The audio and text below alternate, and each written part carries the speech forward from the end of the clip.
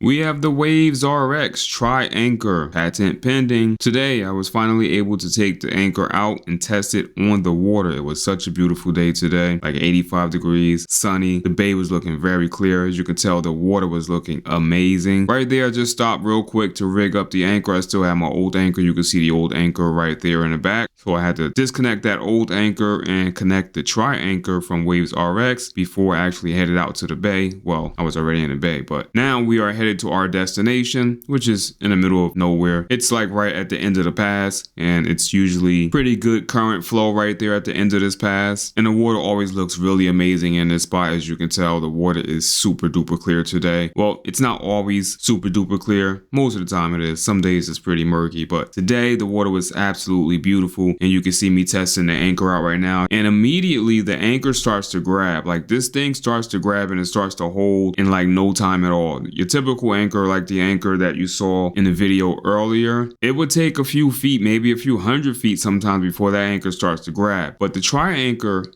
especially in sand, I haven't had a chance to test it out on any other surface, but sand is usually the most difficult for an anchor to grab in. And I tried it on sand. You can see it right there. I wasn't able to get the best underwater footage because I didn't have my pole, unfortunately, but I will have another video coming out soon. So make sure you check out the website and my YouTube channel, because there will be another video with some better underwater footage.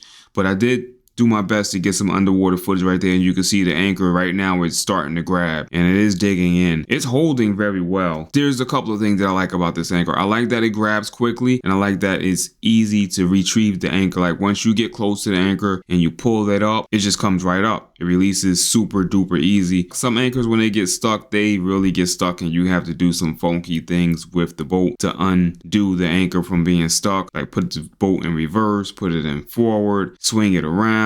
And I don't know if this anchor is going to get stuck like some of those other anchors when we encounter an area such as an artificial reef. That could be potentially problematic. We don't know yet. We're going to test it out, and we're going to make some update videos on it. But right now, I am thoroughly impressed with this anchor. The performance on this anchor is really good. It holds in sand, which is what I really wanted, and it does hold well in sand. So I'm happy with it. Anyway, I hope this video was helpful. I hope it helped you make a decision about purchasing the TriAnchor from WavesRx. I'll catch you guys on the next review. Peace.